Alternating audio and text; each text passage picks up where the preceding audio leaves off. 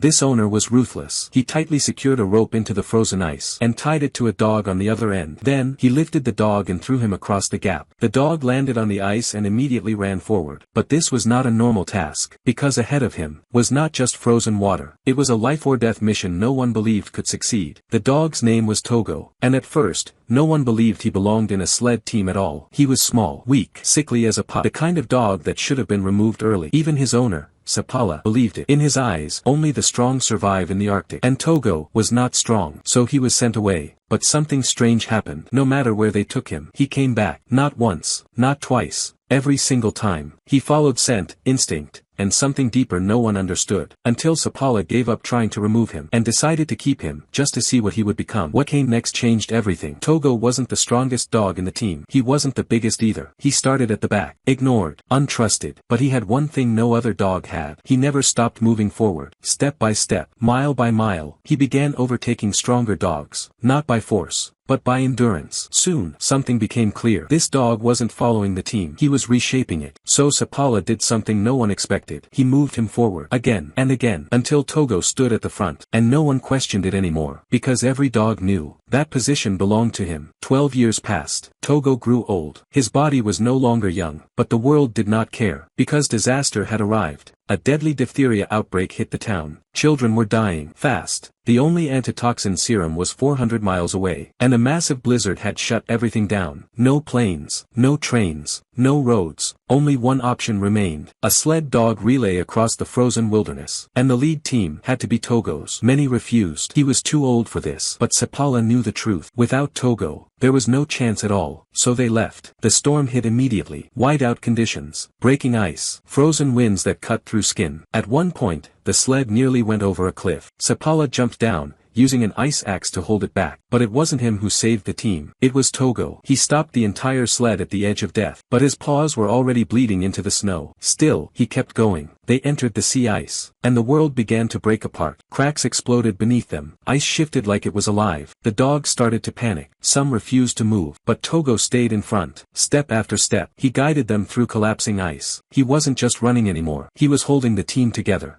In the final stretch, Sapala collapsed, completely exhausted, unconscious. The team was left with no human guidance, only Togo. And then, through endless white silence, he kept going, one step, then another, until a faint light appeared in the distance. The relay station. They had made it. The serum was delivered. The children were saved. The newspapers called it a human miracle. But those who knew the truth understood something else. The 425-mile journey was not led by a man, not by a team, but by a 12-year-old sled dog. Togo, a dog who was once unwanted, almost discarded, but in the end, became the greatest lead sled dog in history.